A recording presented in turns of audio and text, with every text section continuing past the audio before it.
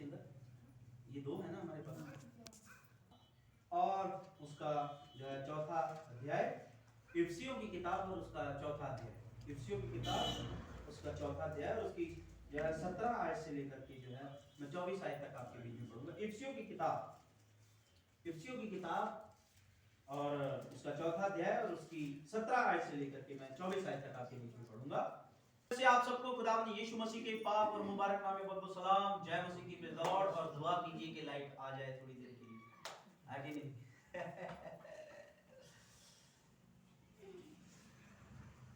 अभी हमने ये जो 17 आयत से लेकर के जो है 24 आयत तक पढ़ा, इसमें हमें एक ही बात समझाई गई। परमेश्वर का वचन क्या कह रहा है कि संसार जैसे चलता है वैसे मत चलो, जैसे संसार चलता है वैसे मत चलो। संसार का जीवन जीने के लिए परमेश्वर ने तुम्हें नहीं चुना। पिछली बार हम जो है हमने प्रचार में जो है ये सीखा था कि परमेश्वर ने हमें जो है एक खास जीवन जीने के लिए बुलाया, इस दुनिया की भीड़ में से चुना है एक खास जीवन जीने के लिए, कि परमेश्वर के हिसाब से जियो, परमेश्वर की मर्जी के मुताबिक चलो, ठीक है ना। जिसको जिस हालत में बुलाया गया वो उसी हालत में चले। किस हालत में बुलाया? मसीह यीशु में उस परमेश्वर ने किस लिए बुलाया?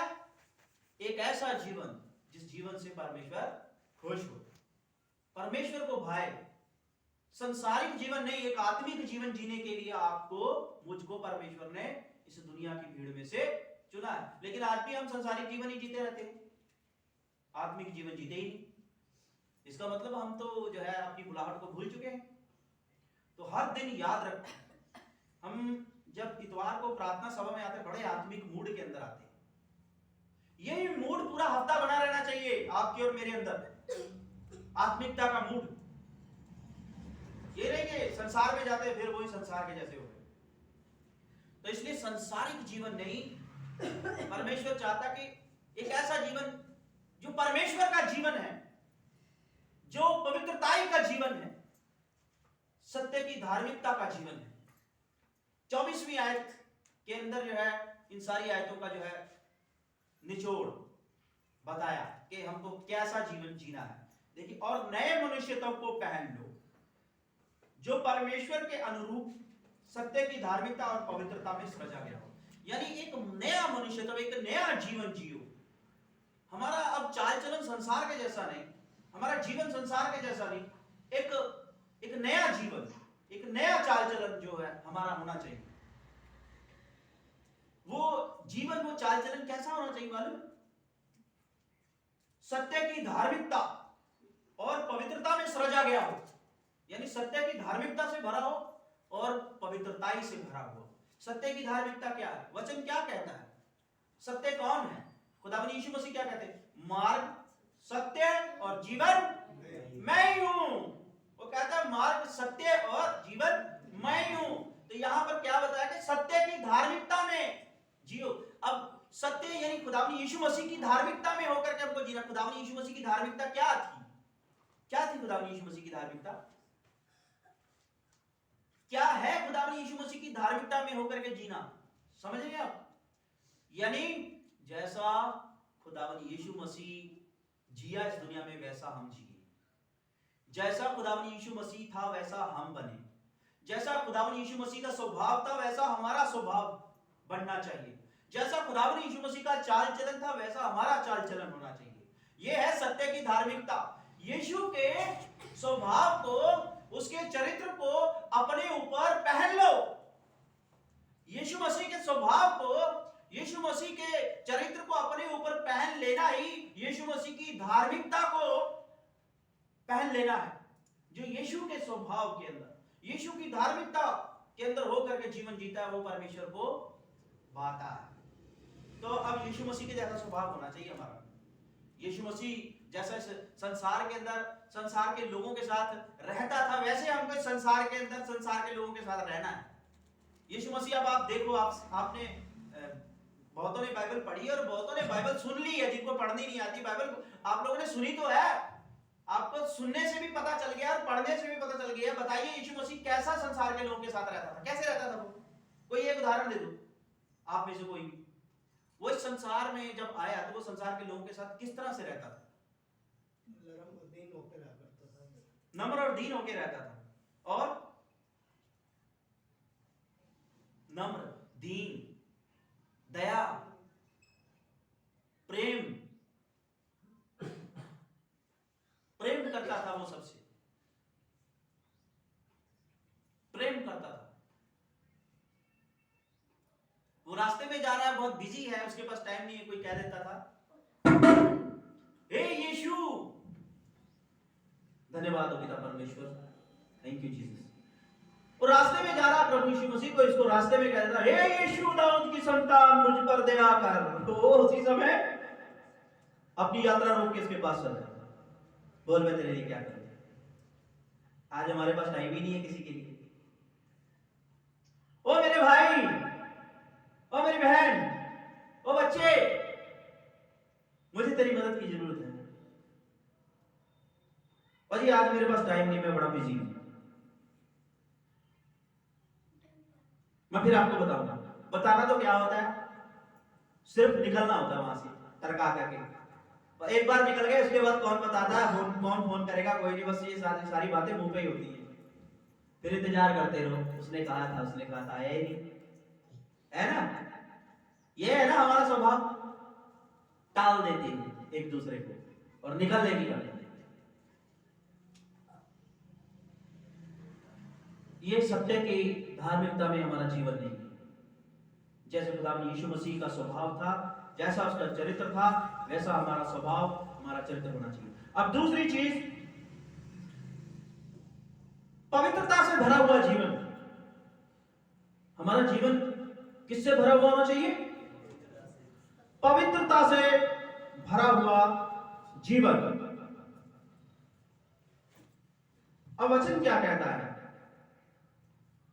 पहला पत्रस, उसका पहला अध्याय, अगर हम 15वीं आयत से पढ़ते जाएं तो उसमें बड़ा ही अच्छा लिखा हुआ है कि पवित्र बनो क्योंकि तुम्हारे बुलाने वाला पवित्र है। पवित्र बनो क्योंकि तुम्हारा बुलाने वाला पवित्र है। पहला पत्रस में पहले अध्याय के तरफ पढ़े ना, तो जब हम पढ़ते जाएंगे तो हमें मिलेगा उस अध्याय के अंदर, हमारा बुलाने वाला पवित्र है। तो इसलिए हमें क्या बनना है? पवित्र बनना। तो ये एक ऐसा खास जीवन जीने के लिए परमेश्वर ने हमें बुलाया। और यूहन्ना की किताब, उसका 17 अध्याय,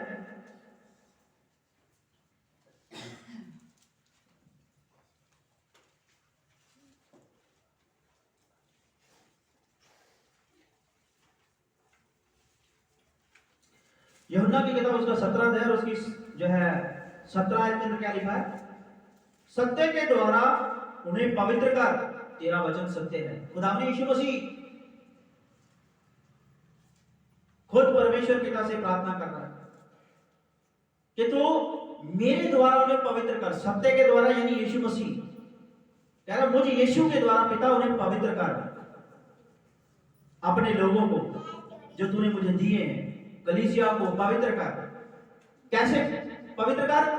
कि मेरा जीवन, मेरा चरित्र, मेरा स्वभाव उनकी जिंदगी में आने दे, उनकी जिंदगी के अंदर आने दे। जैसे तूने मुझे जगत में भेजा वैसे मैंने भी उन्हें जगत में भेजा है, और उनके लिए मैं अपने आप को पवित्र करता हूं ताकि वे भी सत्य के द्वारा पवित्र किए जाएं। खुदावंद यीशु मसीह क्या कहता है? कहता मैं इसीलिए पवित्र हूं, मैं इसीलिए पवित्र हूं ताकि मेरे द्वारा मेरे लोग पवित्र हो। कहने का मतलब, मैं इसीलिए आकर के पृथ्वी के ऊपर मैंने पवित्रता की उदाहरण दी अपने जीवन से। मैंने पवित्रताई का जीवन जीने के लिए इसीलिए आया पृथ्वी के ऊपर, ताकि जिस तरह से मैं पवित्रताई में होकर के चलूं पृथ्वी के ऊपर, वो मुझे देखें और वो भी मेरे बाद वैसे इस पृथ्वी के ऊपर चले पवित्रताई में होकर। मेरे स्वभाव में होकर के, मेरे चरित्र में होकर के, मेरे कैरेक्टर में होकर के, मेरी आदतों में होकर के।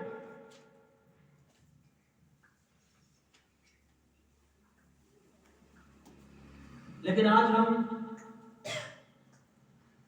कैसे जी रहे हैं? क्या उसका स्वभाव है हमारे अंदर? क्या उसका चरित्र है हमारे अंदर? तो इसलिए जब उसका स्वभाव नहीं, उसका चरित्र नहीं, यानी उस सत्य की धार्मिकता हमारे रोजमर्रा की जिंदगी के अंदर नहीं है। आज हम संडे के दिन आए हैं चर्च, आज हम पूरी तरह से नम्रदीन और यीशु मसीह के स्वभाव में होकर के आए हैं, यानी उस सत्य की धार्मिकता में होकर के आए हैं। यही सत्य की धार्मिकता जब आप यहां से जाएंगे, पूरा हफ्ता बना के रखिए अपने जीवन के अंदर, पूरा हफ्ता अपने जीवन के अंदर इसको बना के रखिए। और दूसरी बात, पवित्रता,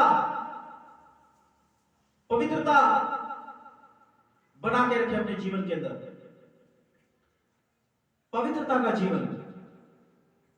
अब पवित्रता का जीवन कैसा जीवन है?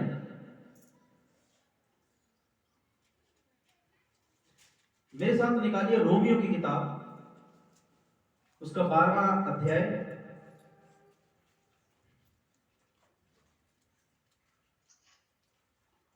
उसकी पहली आयत से पढ़ते जाते हैं।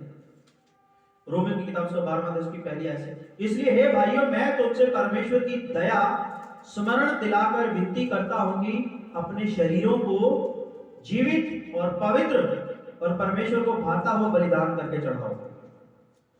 यही तुम्हारी आत्मिक सेवा है।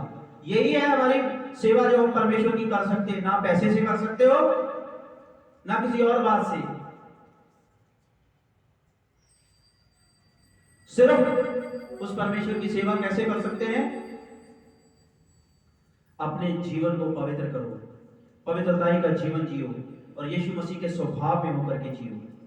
खुदा ने यीशु मसीह के स्वभाव में होकर के जीते हैं, एक पवित्र जीवन जीते हैं, समझ लो हम परमेश्वर की सेवा कर रहे हैं। अगर यीशु मसीह का स्वभाव नहीं है ना, और हमारे जीवन के अंदर पवित्रता नहीं है, तो इसका मतलब सोच लो हम यीशु मसीह की सेवा नहीं कर रहे हैं, हम उस परमेश्वर की सेवा नहीं कर रहे हैं। और जो उस परमेश्वर की सेवा ना करके इस दुनिया से जाएगा, यहां पर तो परमेश्वर उसकी हर जरूरत एक नालायक बच्चा समझ के पूरी करता रहेगा, लेकिन उसने बता दिया है कि मरने के बाद फिर नहीं, फिर दंड है, सजा है, फिर नरक की आग है। इसलिए मरने से पहले, शरीर को छोड़ने से पहले मेरे बच्चे, तो अपने जीवन को पवित्र कर, तू मेरे स्वभाव में जीना शुरू कर दे, परमेश्वर की सेवा करनी सीख ले कि कैसे है सेवा परमेश्वर। तो ये यहां पर हमें परमेश्वर बताता है कि सेवा क्या है परमेश्वर की। दान दे दो, दशमांश दे दो, घर पे प्रार्थना सभा करवा लो, ये सेवा नहीं है। सेवा मसीह का स्वभाव अपने अंदर लेके आओ। सेवा अपने जीवन को वैसा बनाओ जैसा तुम्हारा परमेश्वर पवित्र है, तुम भी पवित्र बनो। इस संसार के सदृश ना बनो। अब पवित्र जीवन कैसे जिएंगे? परमेश्वर क्या कह रहा है? इस संसार के समान ना बनो, परंतु तुम्हारे मन के नए हो जाने से तुम्हारा चाल चलन भी बदलता जाए। चाल चलन को बदलो, अपने मन को बदलो, अपने स्वभाव को बदलो, अपने कामों को बदलो, अपने चाल चलन को बदलो। तुम्हारा चाल चलन भी बदलता जाए, जिससे तुम परमेश्वर की भली और भावती और सिद्ध इच्छा अनुभव से मालूम करते रहो। जब हम प्रभु यीशु मसीह के स्वभाव में और एक ऐसा जीवन जो संसार का नहीं है, जैसा प्रभु इस दुनिया में जिया वैसा जीवन जिएंगे, तब हम परमेश्वर की मर्जी को भी जानेंगे कि उसकी मर्जी क्या है। उसकी मर्जी का अनुभव हमें होगा, हम जानेंगे कि परमेश्वर क्या चाहता है हमारे जीवन से। पवित्र आत्मा का मार्गदर्शन देखेंगे अपने जीवन के अंदर, पवित्र आत्मा जो है हमारा मार्गदर्शन करेगा। तो इसलिए एक पवित्र जीवन जीने के लिए परमेश्वर ने हमें बुलाया है। संसार के जैसा जीवन नहीं, संसार के जैसा जीवन नहीं। अब हम एक चीज को देखें, क्या हम पवित्र जीवन जी रहे हैं? पवित्र बनो क्योंकि तुम्हारा बुलाने वाला पवित्र है। मसीह का स्वभाव देखिए हमारे अंदर है कि नहीं है? मसीह का चरित्र हमारे अंदर है कि नहीं है? मसीह के जैसे हम चलते हैं, जैसे मसीह लोगों के साथ मिलता जुलता था, क्या हम वैसे मिलते हैं साफ मन से? कि अंदर कुछ ना कुछ हमारा मतलब होता है, कोई मकसद, कोई मंसूबा होता है मिलने के पीछे? ये चीज। और दूसरी चीज, अपने आप को पवित्र देखें कि हम पवित्र जीवन कैसे जी रहे हैं कि नहीं जी रहे, पता चल जाएगा। संसार के साथ मैच करो अपने आप को, संसार कैसा जीवन जी रहा है। आज संसार का जीवन देखो कैसा है। संसार के पास चले जाओ, जैसे ही टाइम मिलता है फट से टेलीविजन ऑन होता है घर के अंदर। अब तो टीवी है ही नहीं, अब तो क्या वो चलती है, वो दीवारों पे लगती है, क्या बोलते हैं उसको? एलईडी तो बल्ब होता है, एलसीडी। एलसीडी एलसीडी लगी, रिमोट लगाया। संसार भी दिन भर अपने काम के अंदर उलझा रहता है।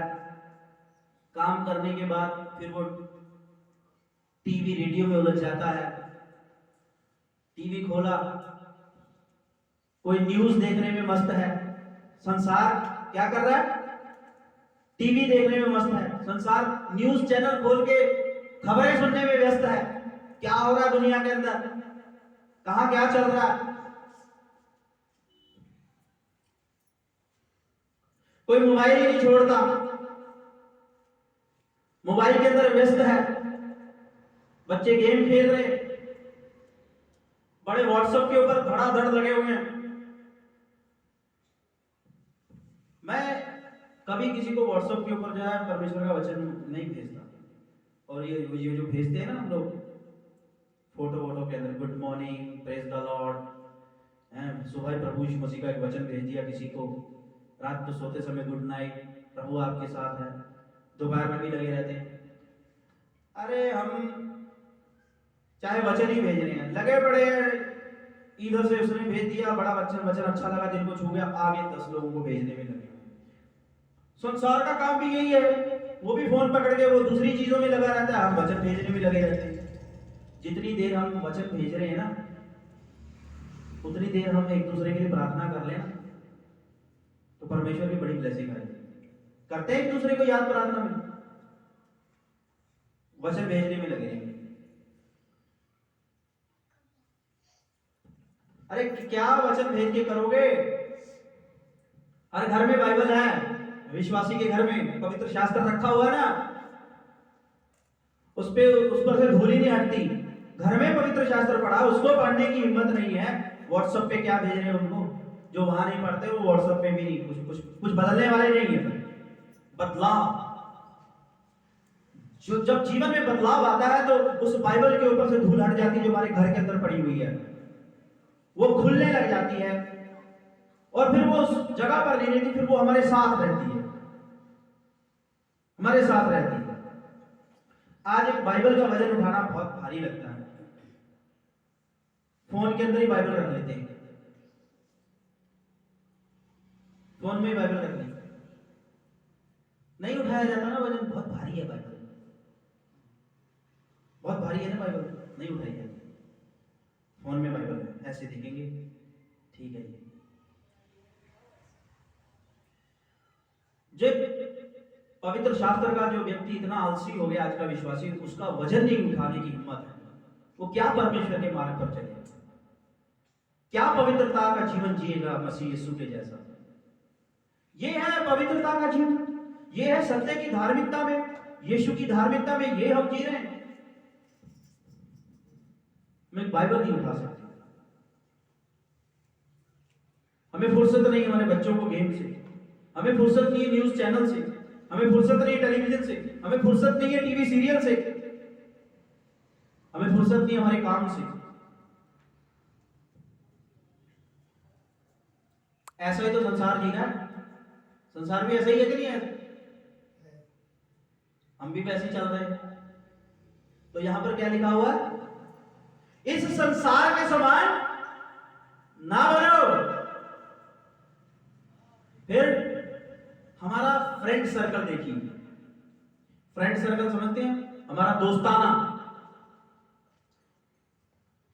अविश्वासियों के बीच में हमारा बैठना उठना, उनके साथ हमारी संगति, उनके साथ हमारा वक्त ज्यादा से ज्यादा गुजार देते हैं।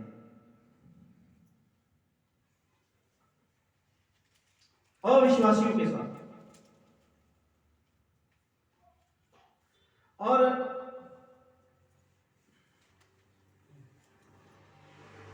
मैं आप लोगों को ये नहीं कह रहा कि हमको जो है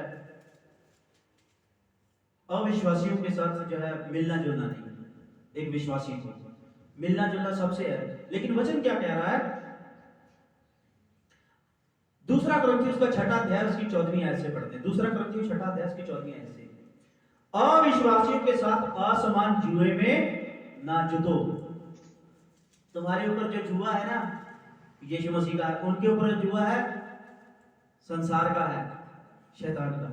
और संसार का जुआ और यीशु मसीह का जुआ वो बैलेंस नहीं बनता। इसलिए तुम्हारे ऊपर जो जुआ यीशु मसीह का और जो संसार का जुआ, वो उसमें समानता नहीं है, वो असमान है, असमानता है उसके अंदर, समानता नहीं है, वो बराबर नहीं है। इसलिए जब तुम ऐसे जुए में जुटे हुए लोगों के साथ अपना वक्त गुजारते हो तो तुम असमान जुए में जुटने की कोशिश करते हो। जुआ समझते हैं? कितनों को पता है जुआ? हाथ खड़ा कर दो, फिर मैं बताता हूं। जुआ किसी को भी नहीं पता? मर्दों में से नहीं? ओम प्रकाश जी आपको, रमेश जी आपको, शंकर जी आपको नहीं पता? तो मैं बताता हूं फिर आज जुआ क्या है बाइबल के अंदर। ये जो कुछ चीजें हम पढ़ते रहते हैं और हम पादरियों से सुनते रहते हैं, लेकिन हमें पता ही नहीं होती। अनुग्रह क्या होता है ये भी हम सुनते रहते हैं, अनुग्रह, अनुग्रह परमेश्वर के अनुग्रह से, यीशु मसीह के अनुग्रह से सब ठीक है, लेकिन हमें अनुग्रह का असली मतलब भी नहीं पता। कुछ शब्द जो है हम सुनते हैं, हमें सुनने की आदत पड़ गई। जुआ क्या होता है? खेत के अंदर दो, क्या बोलते हैं उसको? बल्द बोलते हैं। हमारे पंजाब में तो बल्द बोलते हैं, यहाँ क्या बोलते हैं हरियाणा में? बल्दी बोलते हैं। जो बल्द होते हैं जिनसे खेत को जोता जाता, हल जोतते हैं ना, उनकी गर्दन के ऊपर एक लकड़ी का गट्ठा रखा होता है ना, 2 बल्दों में रखा होता है ना, वो लकड़ी के गट्ठे के अंदर उनकी गर्दन फिट की होती है और वो हल को लेके चलते हैं, खेत के अंदर जोतते हैं। वो लकड़ी का गट्ठा जुआ है वो बड़ा भारी होता है, बल्द की गर्दन अकड़ जाती है शाम तक, लेकिन वो काबू ही उसी से आते हैं, उस वजन से भारी जुआ। ऐसे ही शैतान ने जो है गर्दन के ऊपर संसार का जुआ रखा हुआ कि तुम संसारिक बातों में उलझे रहो, संसार के बातें मुताबिक ही चलो, परमेश्वर के मुताबिक नहीं चलना। तुमने पवित्र जीवन में नहीं बढ़ना है, तुमने यीशु मसीह की धार्मिकता में नहीं बढ़ना है, यीशु मसीह के स्वभाव में नहीं बढ़ना, उसके चरित्र में नहीं बढ़ना, तुमको संसारिक बातों में बढ़ना है। लगे रहो सारा दिन उन बातों को करने में जिनसे शैतान खुश होता है। यानी वो कौन सी बातें हैं? जो बातें हमें परमेश्वर की इबादत, उसकी बंदगी और उसके साथ वक्त गुजारने से रोकती हैं, उन बातों में लगे रहो। जब हम अपना वक्त न्यूज देखते रहते हैं, टीवी देखते रहते हैं, सीरियल देखते रहते हैं, गेम खेलते रहते हैं, और बाहर जो है अविश्वासी लड़कों की संगतियों में बैठ जाते हैं हमारे जवान बच्चे, वो समय जो है ना, क्या कर रहे हैं हम लोग वो समय? क्योंकि जब ये चीजें हम करते हैं ना, हम ये चीजें तभी करते हैं जब हमें फुर्सत मिलती है, जब हम अपने बिजी शेड्यूल में से, दिन भर के अपने कामों से जब हम फ्री हो जाते हैं, तब हम इन चीजों को देखते हैं। क्या काम करते हुए टीवी देखता है? काम करते हुए कोई गेम खेल लेगा? अब दीपक जो है ना, वो गोलगप्पे बनाता है, ठेले के ऊपर देता है गोलगप्पे। दीपक गोलगप्पे देते समय तू देखता है पबजी को? नहीं देख पाता लेकिन जब ये फ्री हो जाता है तब ये देखता है। फुर्सत। मैं एक उदाहरण दे रहा हूँ, खाली ये बच्चा नहीं, हमारे तमाम बच्चे इस पंगे में पड़े हुए हैं। ये गेम जो होता है ना, वीडियो गेम जो मोबाइल में, सभी बच्चे पड़े हुए हैं। तो मैं एक बच्चे की उदाहरण देके बोल रहा हूँ कि देखो, जब ये बच्चे अपने काम में होते हैं, स्कूल के काम में हैं, चाहे बिजनेस कर रहे हैं कुछ जवान बच्चे, तब नहीं ये काम करेंगे, तब टीवी नहीं देखते, तब जो है वो न्यूज नहीं सुनेंगे। अरे काम का वक्त है, काम करो। महिलाएं जब तक घर के काम से फ्री नहीं होंगी तब तक सीरियल नहीं देखेंगी। सीरियल तभी देखेंगे मैंने काम सारा निपटा दिया घर का, अब एक सीरियल लगा लो, एक नाटक लगाओ। वो फ्री टाइम जब आता है, उस टाइम के अंदर हमको परमेश्वर की महिमा करनी होती है, लेकिन शैतान हमें और ही कामों में लगा देता है। हम परमेश्वर की महिमा करने से रुक जाते हैं।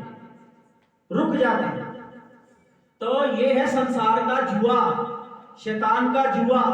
उसने ऐसा जुआ डाला हुआ कि जिस जुए के भार के नीचे हम दब के परमेश्वर की महिमा करने से रुक जाते हैं, और हम उन कामों में लग जाते हैं जो काम हमें परमेश्वर की महिमा करने से रोक देते हैं, फालतू के काम, और उन्हों में हम उलझे रह जाते हैं। तो ये जो है हमें पवित्र जीवन में बढ़ने नहीं देती ये बातें, ये संगति,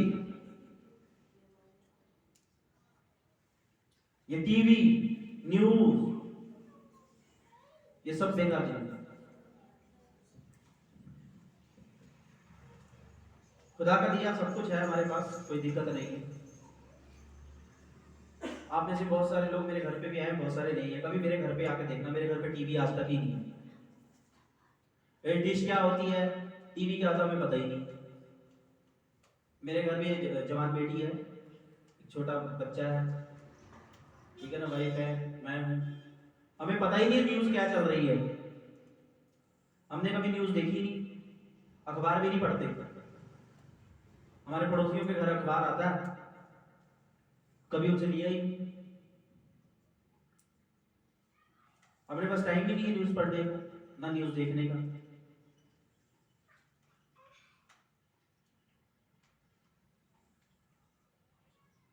मैं अपनी बेटी को जब उसकी ऑनलाइन क्लास होती है ना स्कूल की, तभी फोन देता हूं, उसके बाद कोई फोन नहीं। तो मैं आपको ये कहना चाह रहा हूं, ये चीजें हमें रोकती हैं परमेश्वर की महिमा करने से, यीशु मसीह की धार्मिकता में बढ़ने से, एक पवित्र जीवन में बढ़ने से ये चीजें हमें रोक देती हैं। तो इसलिए संसार के सदृश, संसार के समान ना बनो। तो यह वचन हमें क्या सिखा रहा है? दूसरा कृत्य 6 अध्याय और उसकी जो है 15 के अंदर, और मसीह का बलियाल के साथ क्या लगाव। ये बलियाल के काम है जिन कामों में हम उलझ जाते हैं। बलियाल के कामों से मसीह के लोगों का और मसीह का क्या लगाव, या विश्वासी के साथ अविश्वासी का क्या नाता। बच्चे बैठ जाएंगे जाके अविश्वासी बच्चियों के साथ टाइम वेस्ट करते रहेंगे, अपना जो फ्री टाइम है ना, फुर्सत का टाइम वहां पर खराब है। तो इसलिए अविश्वासी कौन सी बात करेगा, वो विश्वास की बात तो करेगा ही, वो तो संसार की बात करेगा, और उनके साथ हम वक्त गुजारते हैं। तो यानी असमान जुए में जुटते हैं हम लोग। यीशु मसीह का जुआ क्या है? बड़ा हल्का जुआ, बड़ा अच्छा जुआ है। वो कौन सा जुआ है? परमेश्वर की महिमा का जुआ। हम अपने फ्री टाइम को हम परमेश्वर की महिमा के लिए इस्तेमाल जब करते हैं, ये है यीशु मसीह का जुआ। तो एक विश्वासी का अविश्वासी के साथ क्या नाता, पढ़ दीजिए, यही लिखा हुआ है ना यहाँ पे, ठीक है ना, ये लिखा हुआ। अब मैं आपके साथ जो है एक छोटी सी आयत और पढ़ता हूं।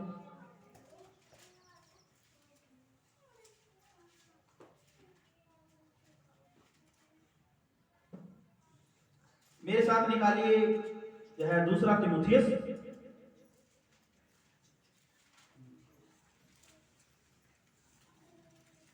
दूसरा तीमुथियुस और उसकी 22वीं आयत। दूसरा तीमुथियुस उसका दूसरा अध्याय और उसकी 22वीं आयत। दूसरा तीमुथियुस उसका दूसरा अध्याय और उसकी 22वीं आयत के अंदर क्या लिखा हुआ है? जवानी की अभिलाषाओं से भाग। अगर पवित्र जीवन जीना है तो जवानी की जो अभिलाषाएं हैं, समझ रहे हैं जवान बच्चे, जवानी की अभिलाषाओं से भाग। अब सोचो जवानी के अंदर कौन कौन सी अभिलाषाएं होती हैं हमारी। जवानों की यही अभिलाषा है, कामयाब होना है, तरक्की हासिल करनी है, पैसा ज्यादा से ज्यादा कमाना है, लाइफ को सेट करना है, भविष्य को संवारना है। अभी जो कुछ कर लिया सो कर लिया, उसके बाद में उतना ही कर सकते हैं। ठीक है, फिर लड़कों की संगति में बैठना है। ये क्या है, जवानी की अभिलाषाएं। अच्छे अच्छे कपड़ों के पीछे भागना है, अच्छे अच्छे ब्रांडेड जूतों के पीछे भागना है। अब साइकिल का जमाना गया, मुझे बाइक चाहिए, मोटरसाइकिल चाहिए मुझे। ठीक है जी। और जैसे संसार के लोगों के कपड़े छोटे होते जा रहे हैं ना, कटते कटते कटते कटते कटते, एक दिन ऐसा आएगा देखना लोग नंगे हो जाएंगे। वैसे आज हमारे बच्चों की पैंटें छोटी हो गई, यहाँ तक, यहाँ आती है, घुटनों के नजदीक पैंट पहन के आ जाएंगे। जब मोटरसाइकिल पे बैठेंगे तो यहाँ तक चढ़ जाएगी पूरी, पता ही नहीं चलता पैंट डाली है निक्कर डाली है बच्चे ने। और पूछो कितने की है जी, 900 की, 1000 की, 1200 की निक्कर लेके आए। मैं तो पैंट कहता ही नहीं उसको। कमीजें ऐसी हैं, वो यहाँ तक चढ़ी रहती हैं, पैंट के अंदर रहती ही नहीं है, थोड़ा सा झुके तो बाहर। अरे क्या, ये संसार का फैशन है, संसार ऐसे चल रहा है। हम भी चल रहे हैं, हमारे जवान भी चल रहे हैं। चल रहे कि नहीं चल रहे जवान बच्चे? इतनी टाइट कपड़े कि अगर बाजू भी नहीं उनसे होती जवानों से इकट्ठी। ठीक है ना, ये है अभिलाषा। आज के जवान बच्चे की अभिलाषा ऐसे जीवन की है, उसे और कुछ नहीं चाहिए, उसे ऐसा जीवन जीना है। अगर रोकेंगे माँ बाप तो बागी बन जाएंगे, हमें रोकते। तो वचन क्या कह रहा है, जवानी की अभिलाषा से भाग मेरे बच्चे, तू जवानी के अंदर ही पवित्र जीवन जीना सीख। जवानी की अभिलाषाओं से भाग, और जो शुद्ध मन से प्रभु का नाम लेते हैं उनके साथ धर्म और विश्वास और प्रेम और मेल मिलाप का पीछा कर। जो लोग शुद्ध मन से प्रभु के पीछे चलते हैं ना, तो उनके पीछे चल, उनके पीछे चल, उनके साथ रह, और उनके साथ रह करके धर्म और विश्वास और प्रेम और मेल मिलाप का पीछा कर। यही तो यीशु मसीह का जीवन था। धर्म का जीवन उसका था, विश्वास का जीवन उसका था, प्रेम का जीवन उसका था, मेल मिलाप का उसका जीवन था। वो सबसे मेल मिलाप करता था और बिछड़े हुओं का भी मेल मिलाप करवाता था। समझ गए? नफरत नहीं घोलता था किसी की जिंदगी के अंदर। तो इसलिए ये जवानों से भी कहा कि जवानी की अभिलाषा से भागो, और जो शुद्ध मन वाले लोग हैं उनकी संगति करो, ना कि वो गली में बैठे हुए लड़कों की संगति करो, या जहां काम कर रहे हैं वहां पर कुछ ऐसे मिल जाते हैं, कहीं भी मिल जाते हैं। ठीक है जी। अब सोच लो कि हमारे बच्चे संसार की तरह चल रहे हैं, और सोच ले हम भी क्या संसार की तरह ही चल रहे हैं। तो इसका मतलब यह है कि अभी तक हम यीशु की धार्मिकता में नहीं जीना सीखे, नहीं अभी तक हमने वो पवित्र जीवन जीना शुरू किया है जिस पवित्र जीवन के लिए परमेश्वर ने हमें इस दुनिया की भीड़ में से चुना है। ठीक है मेरे अजीजों, तो ये आज परमेश्वर हमें सिखा रहा है, अपने वचन के द्वारा हमें बता रहा है। तो इसलिए पवित्र जीवन जीना सीखें, संसार के समान जीना छोड़ दें, जवानी के अभिलाषाओं से भागें, और जो माँ बाप हैं वो लोग भी एक ऐसा जीवन जिए जो परमेश्वर को अच्छा लगे, परमेश्वर की आज्ञाकारिता का जीवन, उसके वचनों पर चलने वाला जीवन, प्रभु यीशु मसीह के स्वभाव में होकर के जीना, प्रभु यीशु मसीह के चरित्र में होकर के जीना, प्रभु यीशु मसीह की आज्ञाओं में होकर के जीना। जैसा प्रभु इस संसार में चला वैसा ही हम चले, जैसा उसने पवित्रता का जीवन जिया वैसा ही जीवन हम सब भी जिए। परमेश्वर आप सबको बहुत आशीष दे, बहुत बरकत दे आज के पवित्र शास्त्र के इस हिस्से के द्वारा। आइए इस वक्त में हम प्रभु की महिमा में एक गीत को गाएंगे, और इसी गीत के दौरान हम सब जो है अपनी शुक्रगुजारी को भी लेकर